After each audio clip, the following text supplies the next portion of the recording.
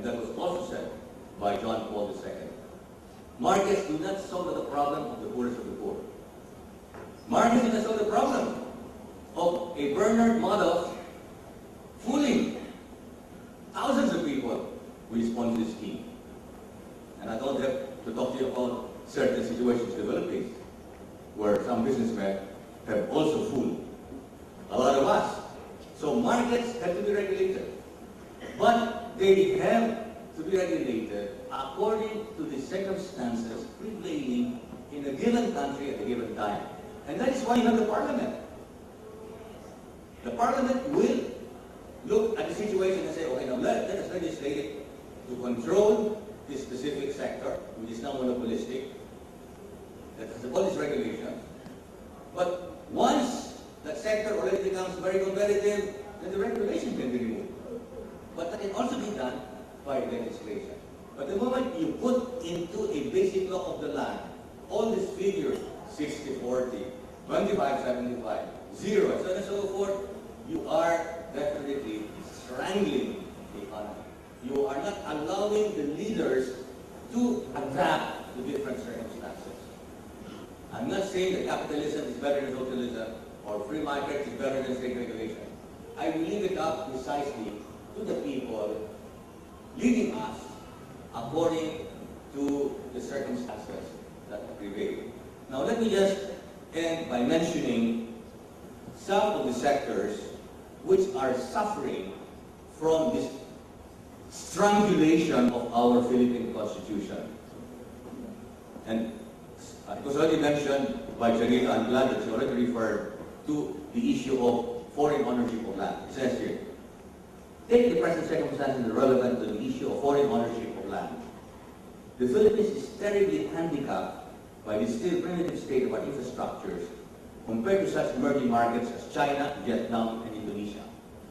Let me just tell you that Vietnam has been growing at 7 to 9% over the last 10 years, as we have been struggling to grow at 4 to 5%. The only exception was 2007, we grew at 7.2%. Now we are back to 3 to 4%. Vietnam, which is still a less developed country than the Philippines, has succeeded in growing at 7 to 9%, close to China and close to India. The amount of foreign direct investment China attracts every year has already become legendary. $60 billion or more annually. Both Vietnam and Indonesia are receiving $10 billion each annually at this time. The Philippines has been averaging over the last 5 to 6 years only $1 billion, and only 2007 it reached $3 billion. This year we will be lucky if we get less than $1 million. Now, we can compensate for our handicap of very poor infrastructures by allowing foreigners to own the land on which they build their factories for their residences. But it's not allowed by the Constitution. Even if some of our more successful neighbors still limit foreign ownership of land. So we're going to use this as an argument that, for example, you cannot own land in China. But China is so appetizing because of its infrastructures are super duper. Just visit China and you know exactly what I'm talking about.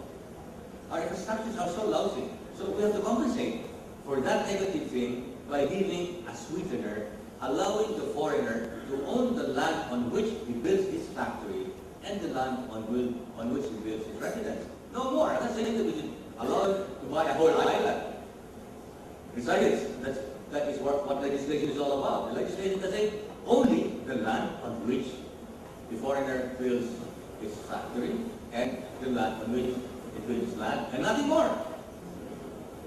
In the future, if you want them to remove that, you can remove it. But that is precisely where we cannot put in the basic law of the land these circumstantial regulations.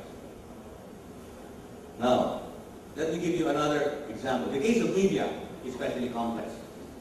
Although it is not a very capital-intensive sector in itself, media is converging with telecommunications and information technology into one industry. It is hard to tell what is a media enterprise as distinguished from telecom and information technology, as can be gleaned from the Murdoch global enterprises the Microsofts, the Googles, the Yahoos, the Time Warners, and Apples.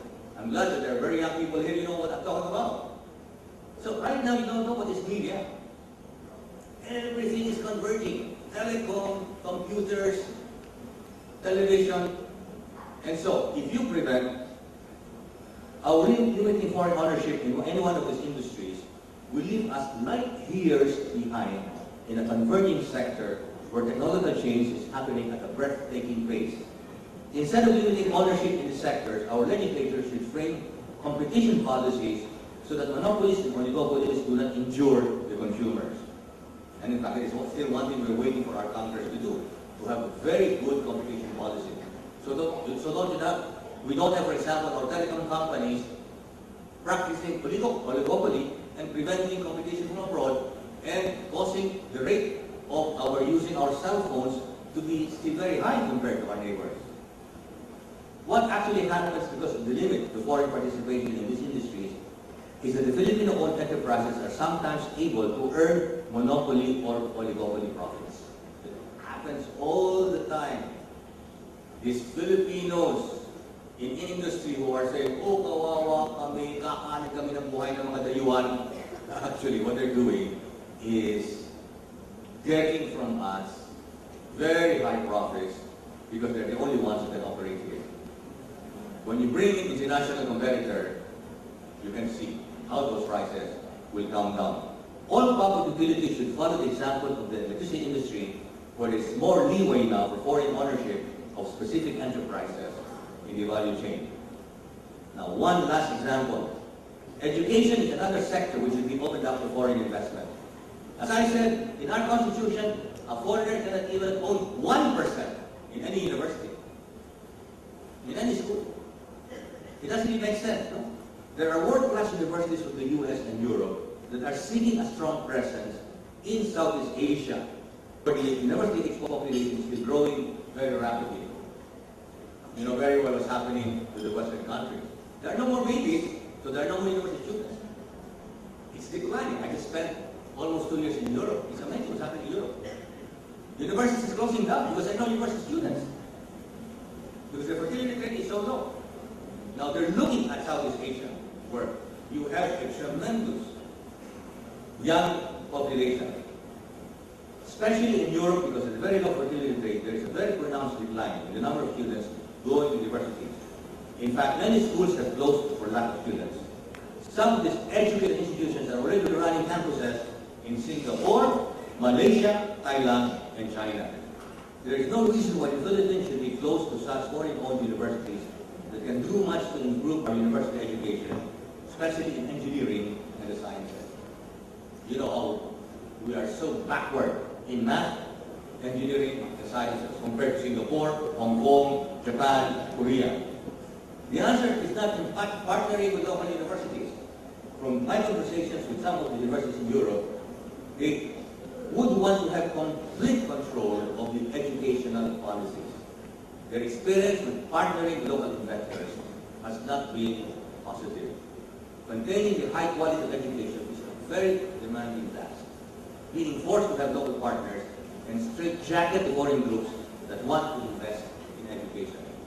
Again, what our legislators should do is to pass laws that will ensure that these foreign-owned universities will truly contribute to the education of our youth as productive citizens of the nation. These are just two cases I'm mentioning. So, my conclusion, how do we amend the economic provisions in the Constitution? Reduce it by 1/10. Just state the principles, as I said. Then leave to future parliaments the task of legislating case by case whether we should be protectionist or not, whether we should have more state control or not. So that can be done. And so when we say we should amend the Constitution, we're not saying we are pro-market or pro-government. We're just saying do not strangle the economy with provisions that can change from time to time. That is exactly where the Parliament comes in. Thank you very much.